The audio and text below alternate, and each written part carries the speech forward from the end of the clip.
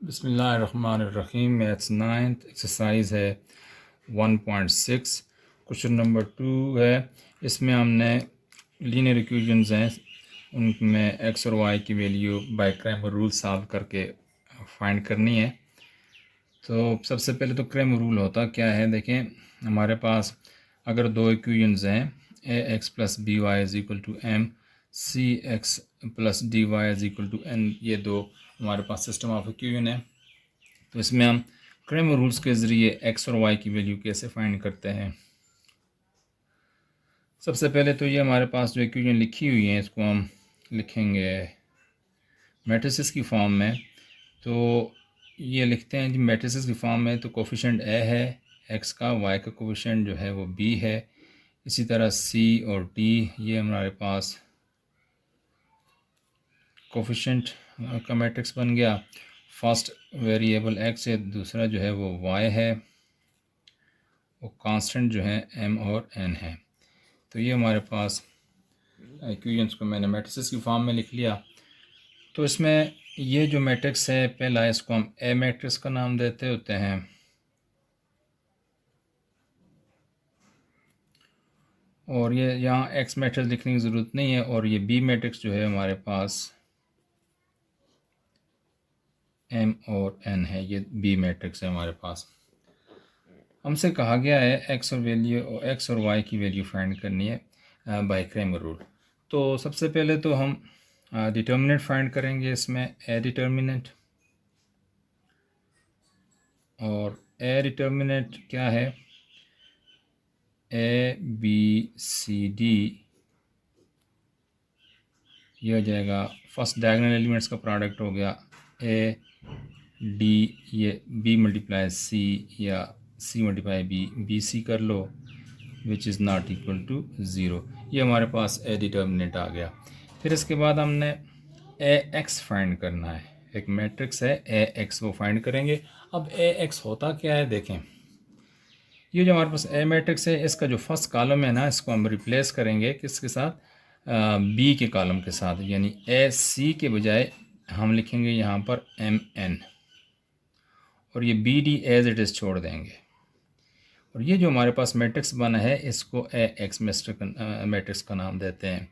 इसी तरह ए Y matrix है, तो ए वाई मैट्रिक्स कैसे हम बनाएंगे, ये ए मैट्रिक्स का first row as it is लिखो, और जो इसकी फर्स्ट कॉलम, तो सेकंड कॉलम जो है ये बी डी है, इस कॉलम को रिप्लेस करो बी के कॉलम के साथ, तो बी का कॉलम एम एन है। ठीक है, ये तो हमारे पास दो मैट्रिक्स बन गए ए एक्स और ए वाई। तो इन दो मैट्रिसेस की मदद से अब हमारे लिए आसान हो गया है एक्स की वैल्यू फाइंड करना बाय क्रैमर रूल। तो क्रैमर रूल में ये होता है जो एक्स की वैल्यू है वो फाइंड की जाती है किस तरह, ए एक्स डिटर्मिनेंट यानी इस मैट्रिक्स का डिटर्मिनेंट डिवाइडेड बाय ए का डिटर्मिनेंट। इसी तरह y की जो वैल्यू वो फाइंड की जाती है ए वाई जो मैट्रिक्स है उसका determinant divided by A determinant. तो ये था क्रैमर रूल, यानी क्रैमर रूल की मदद से एक्स और वाई की वैल्यू फाइंड करने का तरीका। तो अब आगे हम क्वेश्चंस करेंगे, तो एप्लीकेशन वहाँ पर होगी, ये मज़ीद बेहतर तरीके से समझ आएगा ये रूल आपको। अब हम एक्सरसाइज 1.6 का क्वेश्चन नंबर 2 का पार्ट 1 करते हैं। क्वेश्चन नंबर 2 है उसका पार्ट 1, ये हमने क्रैमर रूल की मदद से ये सिस्टम ऑफ इक्वेशन दिया है उसको सॉल्व करना है। फर्स्ट इक्वेशन ये है, सेकंड इक्वेशन ये है, इनको हमने रिपीट किया है। अब हम इसको मैट्रिसेस की फॉर्म में लिखते हैं। इम्प्लाइज दैट ये इसका कोफिशिएंट है 1, इसका कोफिशिएंट है -2, इसका 2 और इसका -1। तो ये सिस्टम ऑफ इक्वेशन में मैट्रिसेस की फॉर्म में लिख रहा हूँ। पहला जो वेरिएबल है वो x है और दूसरा वेरिएबल y है, इज़ इक्वल टू 5 और ये 6। अब ये इसको हम नाम देंगे, जो पहली हमने मैट्रिक्स लिखा है इसको a लिख लेते हैं, 1 - 2 2 - 1, इसमें ये एक्स मैट्रिक्स जो है इसको लिखने की ज़रूरत नहीं है, डायरेक्ट हम बी मैट्रिक्स लिख लेते हैं और वो 5 और 6 है। यहाँ पर बहुत इम्पॉर्टेंट बात यह है कि ये जो मैट्रिक्स ए और बी हमने लिख ले हैं, इसके बाद इसके अलावा हम लिखेंगे यहाँ पर ए एक्स मैट्रिक्स। तो ए एक्स मैट्रिक्स बनेगा हमारे पास, ये जो मैट्रिक्स दिया हुआ है ना ए, इसका फर्स्ट कॉलम हम रिप्लेस करेंगे ये बी मैट्रिक्स के कॉलम से।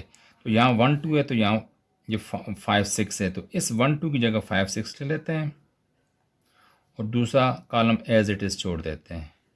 ये हमारे पास जो नया कॉलम बना है इसको ए एक्स का नाम दिया जाता है। और इसी तरह ए वाई मैट्रिक्स जो है, इसमें ए मैट्रिक्स का first column as it is छोड़ दो और ये दूसरा कॉलम जो है उसको रिप्लेस कर लो बी मैट्रिक्स के कॉलम से, यानी 5 6 यहाँ पर लिख लेते हैं। तो देखें ए मैट्रिक्स कैसे बना, इस पहले कॉलम की जगह हमने बी मैट्रिक्स का कॉलम लिख लिया, बाकी वही है। बी में ए वाई मैट्रिक्स कैसे बना, ये ए के दूसरा जो कॉलम है इसकी जगह हमने ये बी मैट्रिक्स लिख लिया है, बाकी वो ये 1 2 देखो वही है। अब इसकी जगह मैंने ये 5 6 लिख लिया है। अब इस तरह हमारे पास ए एक्स और ए वाई आ गए।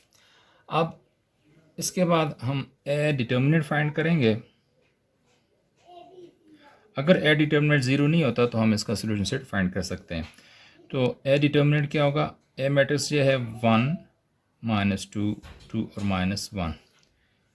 अब इसको इवेल्यूएट करते हैं। फर्स्ट डायगोनल एलिमेंट्स को आपस में मल्टीप्लाई करेंगे, 1 मल्टीप्लाई -1 माइनस ये 2 मल्टीप्लाई -2, 1 मल्टीप्लाई -1 तो -1 हो गया, और ये माइनस लिखा 2 multiply -2 -4, -1 minus multiply minus plus 4 1 -1 + 4 जो होता है वो 3 which is not equal to 0।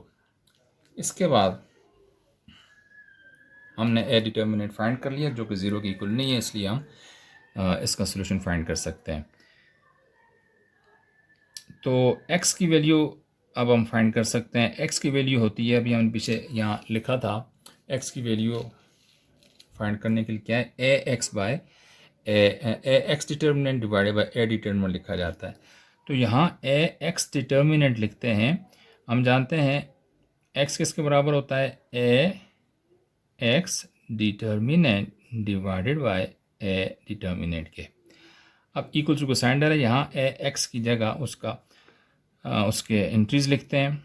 हमारे पास 5 -2 है, तो मैं लिखता हूँ 5 -2 6 -1, ये 5 -2 6 -1 ए एक्स की जगह लिखा, और ए डिटर्मिनेंट हमने फाइंड किया है वो है 3। अब इसको सॉल्व करते हैं, 5 मल्टीप्लाई -1 डिटर्मिनेंट फाइंड कर रहे हैं ना, और -6 मल्टीप्लाई -2 यानी this multiply this, first diagonal elements का product minus second diagonal elements का प्रोडक्ट, और ये नीचे 3 लिख लिया, इज इक्वल टू ये 5 मल्टीप्लाई -1 -5 और ये माइनस लिखा, और 6 multiply -2 -12 divided by 3 is equal to ये -5 माइनस मल्टीप्लाई माइनस प्लस यहाँ 12 डिवाइडेड बाय 3, और 12 + 12 -5 ये 7 डिवाइडेड बाय 3, ये हमारे पास आ गया x 7/3। अब हम जाते हैं y मैट्रिक्स की तरफ, y की वैल्यू फाइंड करने के लिए। तो y हमारे पास किसकी इक्वल होगा, y का फार्मूला क्या है, यानी ये लिखा हुआ है a y determinant divided by A determinant. y equal होता है a y determinant divided by A determinant.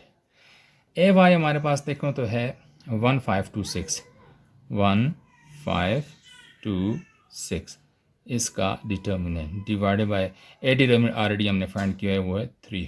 अब एवेल्यूएट करते हैं, वैल्यू फाइंड करते हैं। तो 1 मल्टीप्लाई 6 फर्स्ट डायगोनल एलिमेंट का product minus second diagonal elements का product 2 multiply 6 2 multiply by 5, divided by 3। तो 6 मल्टीप्लाई 1 6 माइनस ये 2 मल्टीप्लाई 5 10 डिवाइडेड बाय 3, ये हो जाता है -4/3। तो ये y की वैल्यू आ गई हमारे पास। y क्या है? -4/3। अब सॉल्यूशन सेट हम लिख सकते हैं। सॉल्यूशन सेट है, x की वैल्यू पहले लिखते हैं 7/3 और -4/3, ये है y की वैल्यू। पेयर की फॉर्म में लिखेंगे। This is our answer. Question number 2 का पार्ट 2 है। ये इक्वेशन दी हुई है, हमें x सॉल्व करना है बाय क्रैमर रूल। तो देखें, पार्ट 2 है ये। हम इक्वेशन दी हुई, हम इसको पहले मैट्रिसेस की फॉर्म में लिखते हैं। या लिखेंगे 4 3 1 और ये -2। ये कोफिशिएंट मैट्रिक्स बन गया।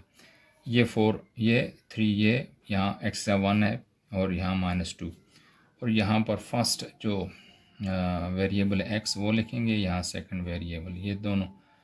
अब इन दोनों को मल्टीप्लाई करो, ये मैट्रिक्स ये वैल्यू आ जाती है इनकी। तो हमारे पास कांस्टेंट क्या है?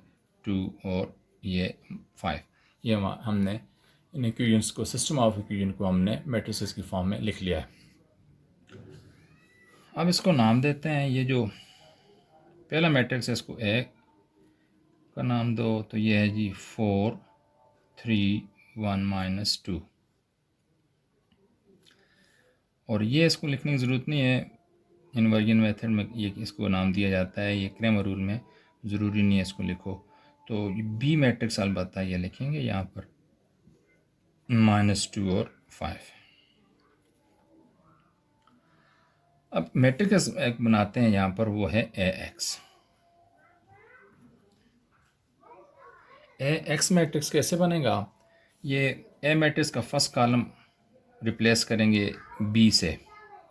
तो फर्स्ट कॉलम में 4 1 है, यहाँ पर -2 5 है, तो -2 5 लिख लेते हैं बजाय इसके। और दूसरा जो है जिस तरह लिखा हुआ है ऐसे ही लिख लें। ये हमारे पास AX मैट्रिक्स बन जाएगा। और इस तरह AY मैट्रिक्स बनाएंगे। पहला ए का पहला जो कॉलम इस तरह लिखेंगे, दूसरा कॉलम जो है रिप्लेस करेंगे बी के साथ, वो हो जाएगा -2 और 5 यहाँ पर लिख लीजिए। हमारे पास AY मैट्रिक्स आ गया है। अब हम ए डिटर्मिनेंट फाइंड करते हैं। ए डिटर्मिनेंट, ए मैट्रिक्स का डिटर्मिनेंट क्या होगा? ये ए मैट्रिक्स है 4 3 और 1 -2। डिटर्मिनेंट कैसे फाइंड करेंगे? ये हो जाएगा 4 मल्टीप्लाई -2 -1 मल्टीप्लाई बाय 3। 4 मल्टीप्लाई 2 तो हो गया -8, और ये हो गया -3। -8 -3 means -11 which is not equal to 0। अब जो है एक्स की वैल्यू फाइंड कर सकते हैं। और क्रैमर रूल के मुताबिक एक्स जो है वो a x determinant upon a determinant की इक्वल होता है। अब ए एक्स डिटर्मिनेंट क्या होगा? ए एक्स हमारे पास ये है, तो -2 3 लिखते हैं, -2 3 5 और -2 इसका डिटर्मिनेंट लेते हैं, डिवाइडेड बाय ए डिटर्मिनेंट तो पहले समय लिखा हुआ है -11, ये -11। अब ये जो ऊपर हमने लिखा है इसका डिटर्मिनेंट फाइंड करते हैं। तो -2 मल्टीप्लाई -2 करेंगे, माइनस ये 5 मल्टीप्लाई 3 करेंगे, तो नीचे आ जाएगा 11। इसी तरह ये क्या, माइनस मल्टीप्लाई माइनस प्लस, 2 2 ज़ा 4, माइनस ये 5 मल्टीप्लाई 3 15 और डिवाइड बाई -11। 4 -15 मीन -11, नीचे भी -11, ये कट के हमारे पास 1 आ जाएगा। Minus divide by minus plus होता है, और 11 डिवाइड बाई 11 1। तो x की वैल्यू हमारे पास आ गई है 1। नाउ अब हम फाइंड करेंगे y की वैल्यू।